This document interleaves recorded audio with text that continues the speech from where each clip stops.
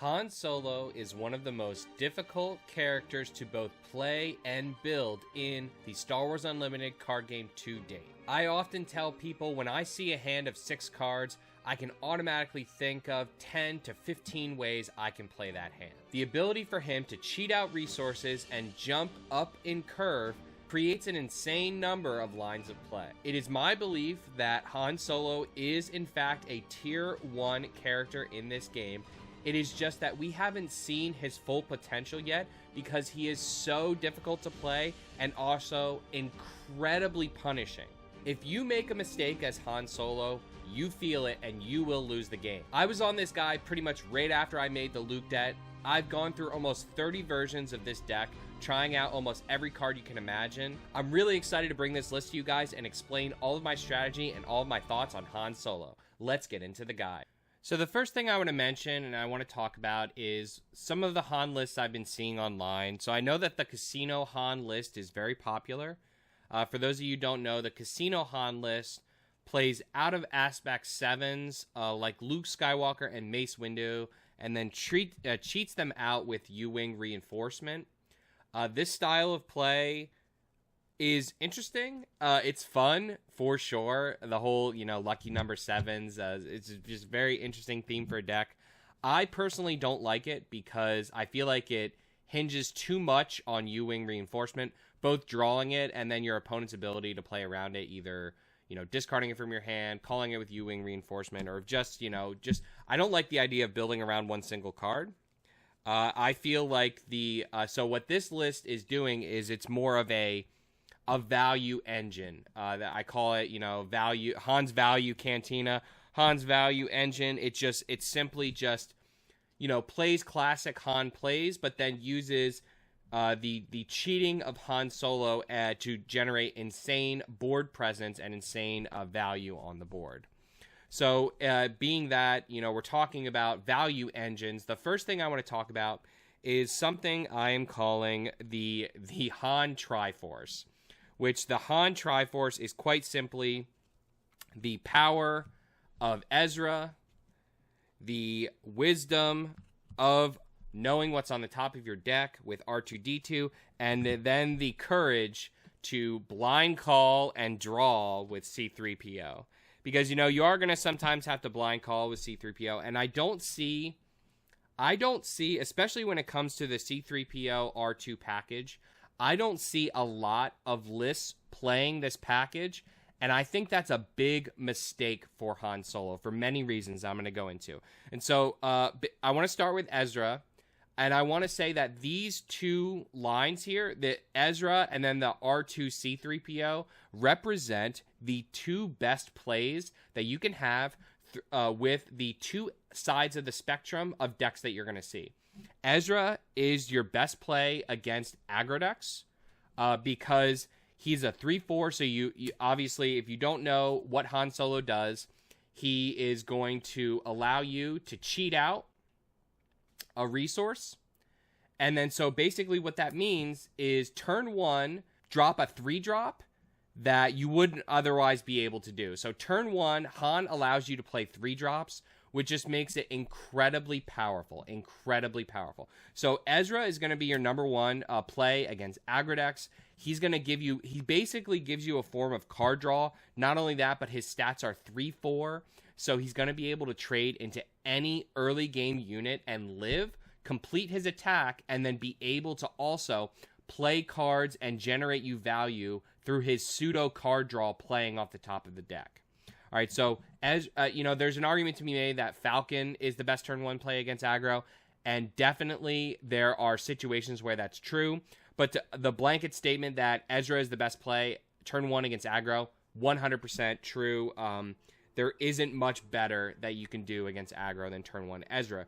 Now and then the R2-C3PO represents the best turn 1 play against mid-range and control. The reason why you don't want to drop Ezra against mid-range or control turn 1 is because usually they're going to have an answer. They're going to have Power of the Dark Side. They're going to have an Open Fire. They're going to have, a Waylay. And they're going to punish you for trading that card from your hand to get that resource. And that's what I said in the beginning about Han Solo. I do believe Han Solo is tier 1. The problem is that if you misplay, you feel it for the rest of the game because you're trading cards from your hand. So that is why you want to be very careful about dropping a 3-drop turn 1. Although I see a lot of lists online and they're going full into the idea of Han playing 3-drops in turn 1, which is definitely possible. But if you run into mid-range and control decks that are going to control your field, you get double punished for that. So that is why C-3PO R2, and of course, in a similar vein, you can drop both of these guys turn 1. It's 3 resource, so you Han power, drop R2, drop 3PO, and you immediately get that card draw. So this is just so amazing. If you drop R2, 3PO turn 1, you can actually easily you automatically get 1 card. Like, your opponent is not answering it turn 1. Turn 2, 9 times out of 10, you're going to get another card. And then turn 3, usually you'll get another card. So you can often get 3 cards, card draw, with the R2 3PO engine dropping at turn 1. It is so good against control decks. You know, they both are 1/4 bodies. They trade into Greedo. They trade into Stormtroopers. They play around Power of the Dark Side for your bigger units. They play around Overwhelming Barrage by having such a big booty. Like, these cards are so amazing. I would never, ever, ever drop them. This is the Han Triforce. You want this. You know, Ezra also combos with C-3PO. You have 6 options to combo with C-3PO to get that draw engine going. So strong. So we overall did go light on the turn 1 plays because of the idea of Han playing the 3-drops on turn 1. So we just have the 3 Battlefield Marines. I mean, this is a big stat line. Trades into any early game unit. Want these guys in here just for a good power play turn 1 if you don't want to drop a 3-drop. And then likewise, we have the 2 copies of Leia Organa. She is great. Now, the reason we only play 2 of this, I see a lot of lists with 3. I would not knock anyone for playing 3 of her. I think she's great.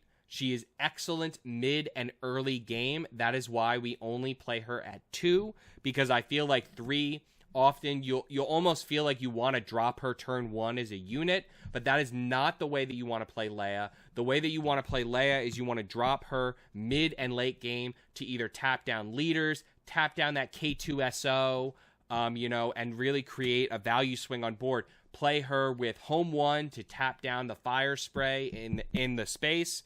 So, there are a lot of great plays with Leia.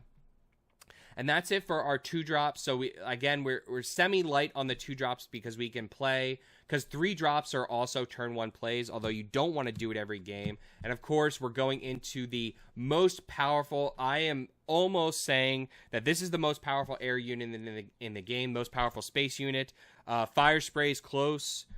I would say that this is almost on par with Fire Spray just because it comes out 3 turns earlier and it comes out ready just like Fire Spray does. This thing is a powerhouse. This thing just wins you the aggro matchup. You can get it with Home 1. You can play for value and trade and then let it bounce into hand to heal it for damage. You can double play it for extra damage. So, like, let's say if you have 2 in your hand, you can play attack for 3, play it again, defeat the exhausted one, attack for 3 again. Or you could do it with Home 1, play for 3, attack, play Home 1, play the other one from your discard pile, defeat, attack again. Like, it's a way for you to really do a lot of damage late game. Early game, it's just an S tier card. This is so good. I've been playing it for a really long time. It makes Han Solo, and you do need this. You do need this card. You can play the deck without it, but you are just going to be way underpowered compared to other Han Solos if you don't have Falcon. Next up here, continuing on with the 3-drops, we have 2 copies of Admiral Akbar. This guy is a powerhouse. Again, so the thing you want to think about with this deck is you're going for value plays. The longer the game goes, the better you will be. This Han deck can stand toe-to-toe with any late game control deck. All those Avenger decks that are running around, those Luke ramp decks that are dropping the Home 1s, Han is faster. You will get to late game faster than them. you will get to late game faster than they will. And that is why that Admiral Akbar is an A+ add-in here, because you can just slow down the game with him. He is an S tier card with U-Wing. You drop this with U-Wing, drop 2 other units automatically. Just with the U-Wing alone, you're dealing 3 damage. Not even counting if you have Han in play, if you have another unit from the previous round in play. Easily, I've hit 6 damage with Akbar in this deck off of a U-Wing. It's very, very possible, to just take out a leader. Also, I have also dropped him turn 1 against Vader decks to kill the Stormtrooper, or to kill Greedo against Boba. I've like Han powered, dropped this turn 1 to immediately kill the Greedo. Great play there. Like I said, if you're killing their units, if you're slowing down the game, you're winning, because you're one of the best late game decks in the game. Next up, we have 3 Homestead Militias. Well, I'll just bring out all the Sentinels because these guys fill a similar role. We have Echo Base Defender and Homestead Militia. So these are our Sentinel package. Very, very important for this package because the hardest thing to play with Han, the hardest thing about Han is everyone knows the Han combo. And because everyone knows the Han combo, they know, and Han's stats are not great. He is a 4/6. That means most things in the game will one-shot him. He gets one shot by Steadfast. He gets one shot by Overwhelming Barrage on Boba and on Bosk. He gets one shot by a lot of things in this game. And so that is why we need these Sentinels. Aggro decks will one-shot him with K2 with Heroic Sacrifice. They one-shot Han a lot. And the only way we can play around that is by playing all these Sentinels. Homestead Militia also serves as a great turn 1 play as well, because it's the same stat line as Ezra. So you can drop this turn 1 if you didn't find your Ezra, still get that 3/4 stat line and be able to trade against aggro decks. And then, of course, Echo Base Defender is great with Home 1. So Homestead Militia is very, very easy to activate. 6 resources, incredibly easy. You do that turn 4 in this deck, on 5. You Han power in a 6. This immediately has Sentinel. If they're not paying attention and they forget that you're going to Han power into making this having Sentinel, they may leave it on board and not try to clear it because it doesn't have Sentinel. Then all of a sudden you Han power into Han deploy and you have this protection for him. Very, very good. The Sentinels are 100% needed to protect Han. And again, slow down the game, because the longer the game goes, the more you win. Next up, we have a spicy ad that I don't see many Han decks playing. That is Wing Leader. Not many Han decks are playing this because Han himself is not a rebel. Han unit is not a rebel. There is a semi-lack of rebel units, although every single early game drop that you play is a rebel except Millennium Falcon. However, there are just some very key combos you can do with this guy that I think it's great sitting at 2. It's great to give experience on R2 and C3PO. It's excellent to give experience on Bright Hope. And then likewise, Home 1 is actually understated for its cost at 8. It comes out as a 7/7. However, if you want to stand up to the late game Avengers, Home 1 into Wing Leader is actually almost an Avenger hard counter, because it will make Home 1 a 9/9 to be able to trade and survive with Avenger. And then the body of Wing Leader allows you to sacrifice it to the Avenger play or attack. So Home 1 into Wing Leader is actually a near hard counter to Avenger. And that is why this is in here. I mean, it has great synergy with R2 and 3PO. It's decent with Ezra. And then likewise, the Bright Hope is amazing, but mainly it's in here for the Home 1 play. Going into the mid-game units now, we have 3 copies of Bright Hope. This card is quickly becoming one of the best ships in the game. Aggro decks are playing it now, and for good reason. This card is spectacular. Fire Spray has to trade twice into this to kill it. You can get a lot of value plays off of Akbar and Leia, just by bouncing them to your hand. 3PO is great to bounce into your hand as well. R2 is great to bounce into your hand. There are so many value plays you can do with Bright Hope in this deck.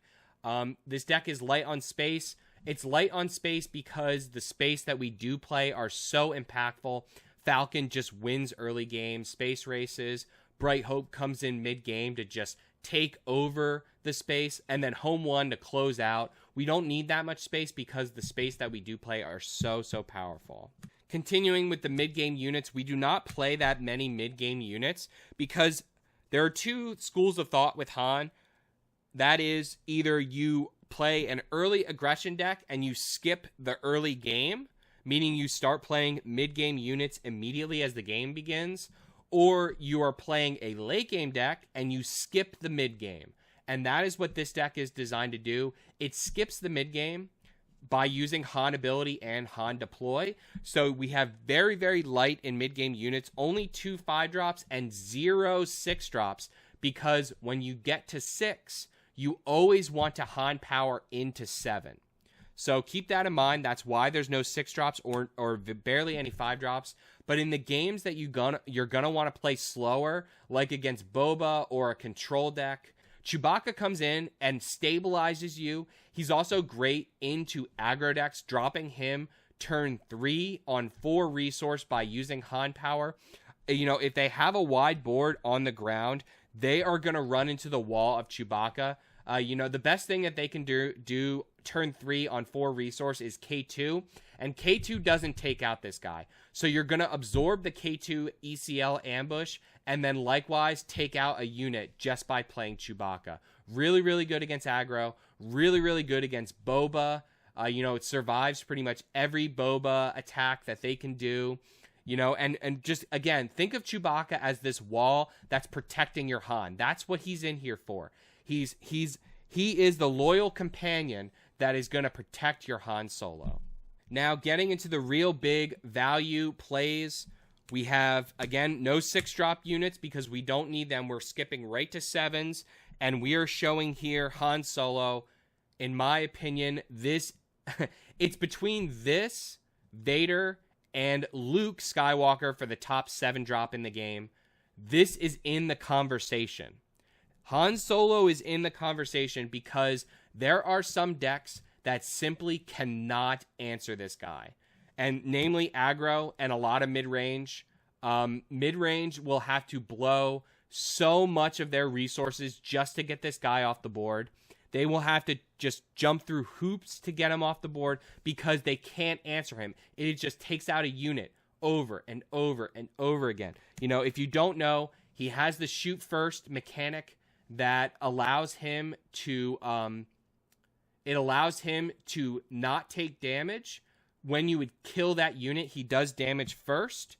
So keep that in mind. He's an excellent 7-drop, and he is the reason why I felt Casino Han wasn't necessary. Han Solo is a strong enough 7-unit alone that you don't need to splash out of aspect. That's my opinion.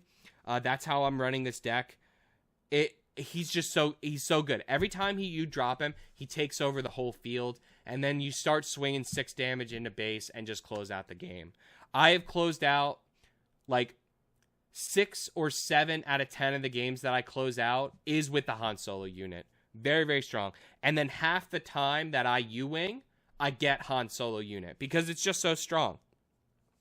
And then if you can't close out the game with Han Solo unit, Home 1 comes in at 3. So there are different plays you can do here with Home 1. So, of course, the classic 7 jump. I didn't really talk about that, but I'll talk about it now. The classic 7 jump is your on 5 resource.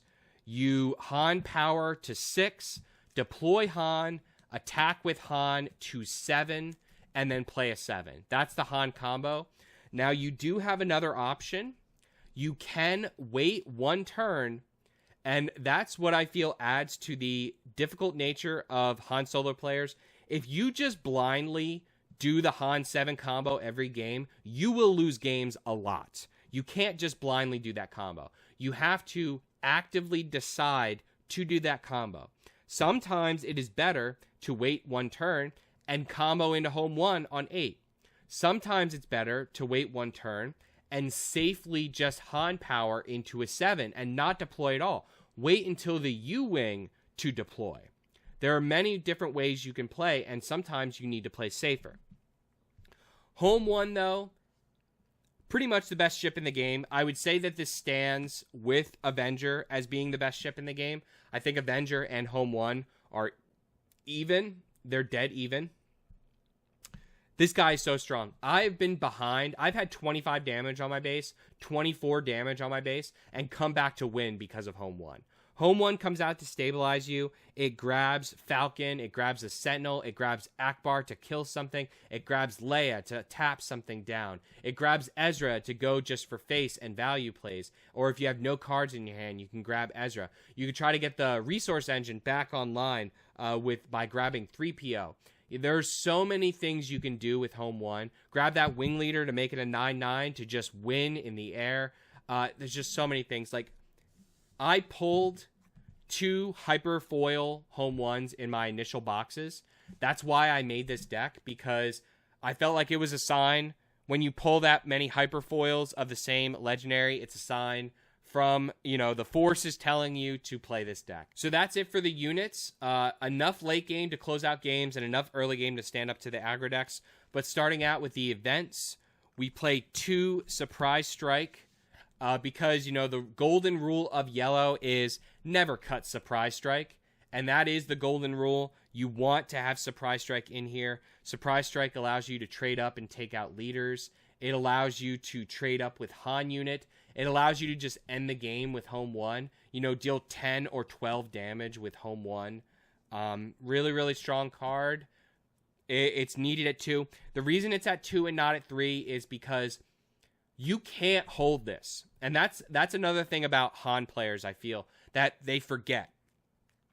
It is unbelievably difficult for you to hold a card if you draw it early game. Chances are, if your early game hand is all going in the resource bin because of Han Solo. It's just going to happen. So if you see this early game, you are going to resource it. It's just going to happen. That's why it's fine at 2, and that's why overall we go light on events, because you want to see the events late game. You want to see them mid game. You do not want to see them early game, so you really don't want them at 3 copies. Because if you see them early game, they're going in the resource bin. It's going to happen. We run 2 Spark of Rebellions, and this card is spectacular in this deck. I talked earlier about how risky Han Solo is. This card comes in and enables you to play into control decks and mid-range decks much safer. Discard that Overwhelming Barrage, discard the Steadfast Battalion, discard the No Good to Me Dead, discard the Entrenched, deploy Han Solo safely. I will drop this turn 3 on 4 resource. You drop this, you drop a 2-drop, or you Han power into a 3-drop if you have like a card engine going or something. And then you can safely deploy. That way, you know that they only had 2 card draw chances to draw the answer for your Han Solo. You can safely do it then. Or you can, of course, just do it later in the game just to kill the Avengers or kill the Super Laser Blasts. Really, really, really good card. Excellent card. The only reason it's not at 3 is because it's not great into aggro. So we have the third one sided to side in versus mid-range and control. Continuing on with the events, we have 3 resupplies. This is to race. Again, this is a late game deck, and playing resupply, you can actually play resupply turn 1. I do that in some cases if I have like a really high curved hand.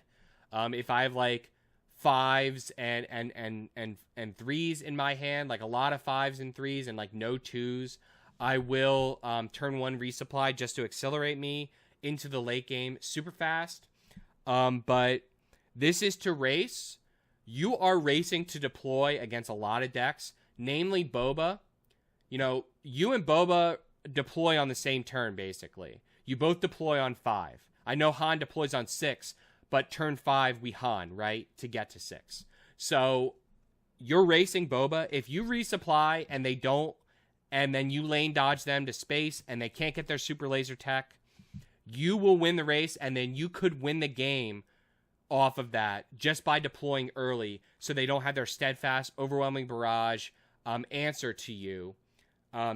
really, really big. You know, racing to the deploy is very important against many decks, and that's what resupply is good for, and that's what it's in the deck for. We play 2 copies of Traitorous. Very, very strong against aggro decks. Also, incredibly strong against Boba. Boba, you can steal their super laser tech.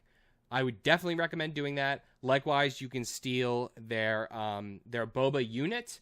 Really, really strong to steal their Boba unit. I highly recommend it. We only play 2 in the main deck because it's not great against control decks. Han is weak to control, so we don't want to commit too much of the deck to beating mid-range and aggro.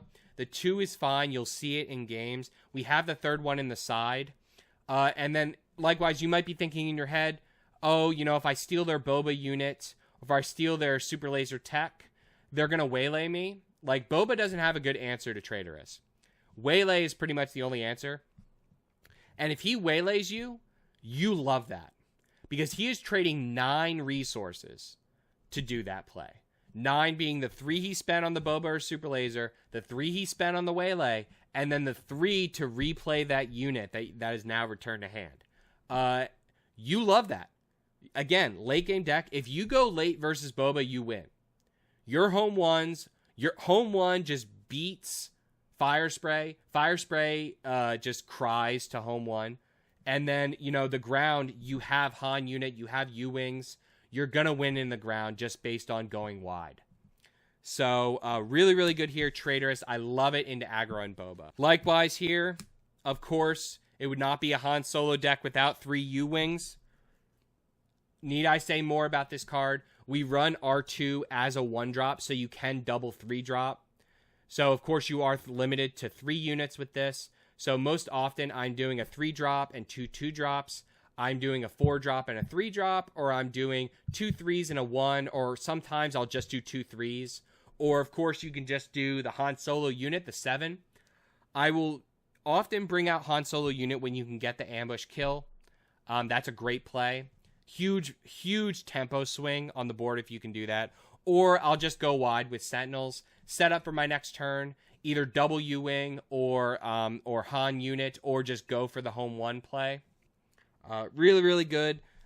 U-Wing, it created a deck archetype, Han Casino 7. It's even better in here just for straight value.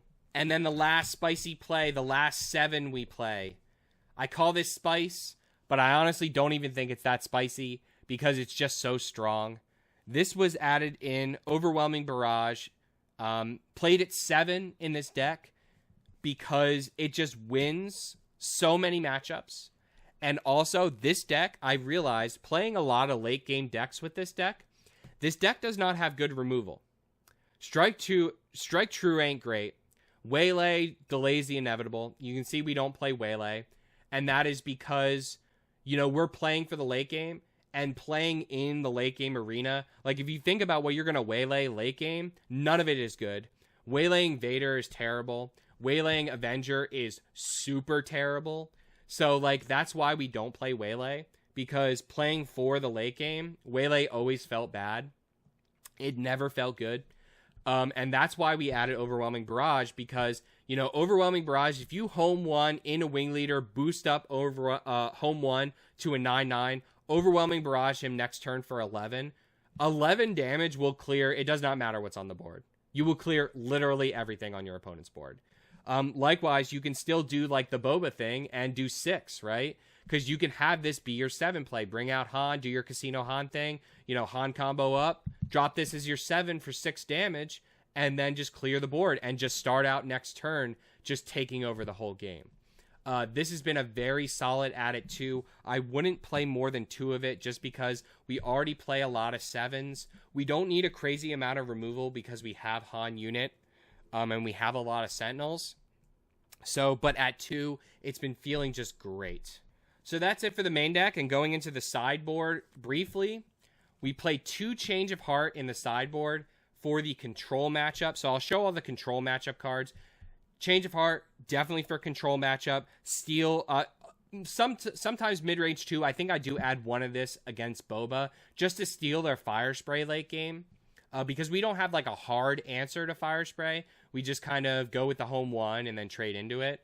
But with Change of Heart, that's a 10 damage swing with Fire Spray. You know, saving yourself 3 damage and 5 damage and dealing 5. Big swing. Mostly it's good against Control, though. Control, you'll take their Avenger. Taking their Avenger puts them in a very bad, awkward position, because it's like, do they vanquish their own Avenger, or do they just take the 8 to the face and then not play a unit? It puts them in a really awkward spot, so it's a really great card against Control. Likewise, we play 2 Rogue Squadron Skirmishers. Put these in against Control. They help you play slower. Also, they are great into Boba. I add both of these into Boba, because against Boba, you need to play slower. Boba has 9 answers to Han, not one-shot Han, but 9 answer to the Han deploy. No Good to Be Dead, Overwhelming Barrage, and Steadfast ECL. So 9 answers. So you need to play slower in a Boba, and that sometimes means playing a 6-drop. And so Rogue Squadron Skirmisher is in there for that. Likewise, it comes in the aggro matchup too, pretty well. And then the last Control ad, we have the 3rd Spark in there to play with the 3 Sparks. 3 Sparks into Control is really, really good. And then likewise, we also do play these, the Confiscates, in against Control as well. The question is Bamboozle versus Confiscate. I like Bamboozle into the mid-rangey equipment decks, and Bamboozle will probably be better next set with Mando. But Confiscate is in here for Entrenched, and Bamboozle is terrible with Entrenched. It sends it back to their hand. They just replay it. So you want the Confiscate to answer Entrenched, specifically on Han unit. So that's in the side as well. The 3rd copy of Traitorous is in there for the mid-range and aggro matchup, to put the 3rd copy of Traitorous. And then likewise, we have 2 copies of Shoot First for the aggro matchup. Again, this is not in the deck, the main deck, because we only need it against aggro, and trading a card for a weaker unit on field usually isn't better with Han. Usually you want to trade that card to play a bigger unit. That's what Han does. So Shoot First, really great in the aggro matchup, but not so great in like the Control or even the mid-range. I don't think I bring them in for the mid-range matchup either. So that's it. That's it for the deck profile video. I hope you enjoyed. I've been winning a ton with this deck, more even than my Luke deck. I strongly believe this deck is tier 1. Incredibly difficult to play, and actually so much so, I'm going to release a video on how to play Han Solo. I was going to do it in this video, but it will be an hour long if I tell you every different play you can do, or tell you how to play into every matchup. I gave you a little bit in this video, but if you want to hear more strategy on how to play Han Solo, because I do believe he's tier 1, hit that subscribe button.